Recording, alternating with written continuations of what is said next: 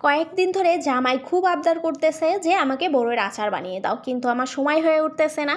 এজন্য আমার বানানো হচ্ছে না। জামাইয়ের আবদার বলে কথা না মেটালে হয় বলেন তো?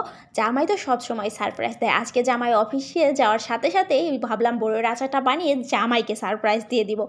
আসসালামু আলাইকুম আমার কলিজার ভাই ও বোনেরা, আপনারা সবাই কেমন আছেন? আল্লাহর রহমতে আমি অনেক ভালো আছি। আবার চলে আসলাম ব্লগের নতুন একটা ভিডিওতে, নতুন একটা রেসিপির সাথে। বড়ইয়ের আচার বানানোর জন্য প্রথমে আমি এলাচ নিয়ে নিলাম, সাথে নিয়ে নিলাম দারুচিনি।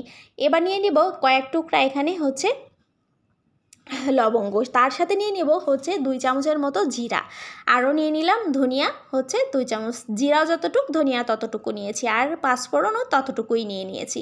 এবার এই কয়টা উপকরণকে আমি খুব ভালো করে একেবারে খোলা টেলে নেব। এটা সাইডে রেখে দিচ্ছি। এবার নিয়ে নেব বড়ইটা নিয়ে খুব ভালো করে বড়ইটাকে আমি ধুয়ে নিয়েছি, একেবারে পরিষ্কার করে বোঁটাগুলোও ফেলে নিয়েছি। এই তো এবার আমি পানিতে সিদ্ধ করতে বসিয়ে দেবো। এখানে আমি পানি বসিয়ে দিয়েছি চুলায়। পানিটা বলক আসার আগেই আমি বড়ইটা দিয়ে দিচ্ছি। বড়ইটা দিয়ে জাস্ট বড়ইটা সিদ্ধ করতে বসিয়ে দিলাম। যখন পানিটার বলক চলে আসলো সে পর্যায়ে আমি এখানে দিয়ে দিব চিনি, যাতে পুরো বড়ইর ভিতর চিনিটা একেবারে ঢুকে যায়। চিনিটা দিয়ে খুব ভালো করে নাড়াচাড়া করব, আর সাথে একটু লবণ দিয়ে দিলাম জাস্ট স্বাদের ব্যালেন্সটা আনার জন্য। এবার নাড়াচাড়া করে যখন এটা একেবারে শুকিয়ে আসবে আমি তখন একটু থেতো করে দিচ্ছি। আমার কাছে একটু থেতো থেতো করলে মনে হয় যে এর ভিতরে পুরো মিষ্টির ফ্লেভারটা ঢুকে যায়। আর আজকে আমি ঝাল মিষ্টি দুইটাই একসাথে একই ফ্লেভারের ভিতর বানাবো। এই জন্য আমি এটা হয়ে গেছে নামিয়ে রেখে সেই যে মশলাটা নিয়েছিলাম, এবার মশলাটাকে একেবারে খোলা, এখানে কিন্তু তেল কিছুই দিনই, জাস্ট টেলে নেব, খুব ভালো করে টেলে মুচমুচে করে টেলে নেব।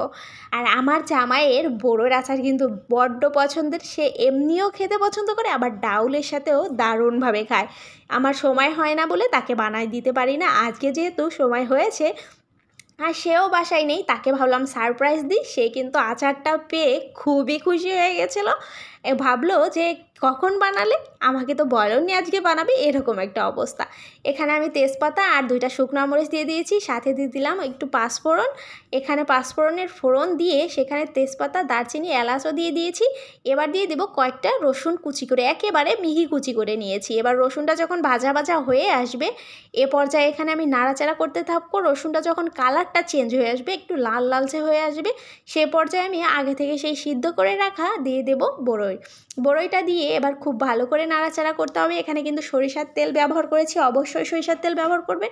আর এখানে আমি 3 চামচের মতো ভিনিগার দিয়ে দিয়েছি। আপনারা চাইলে এখানে সিরকা দিতে, ভিনিগার আর সিরকা একই কথা, সেই সিরকা দিয়েছি। আর সিরকা দেওয়ার কারণে এটা কিন্তু অনেক দিন পর্যন্ত সংরক্ষণ করা যাবে।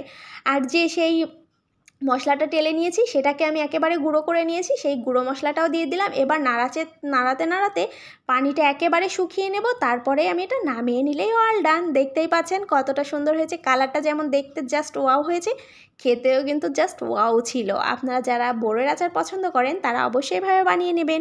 আল্লাহ হাফিজ, আসসালামু আলাইকুম।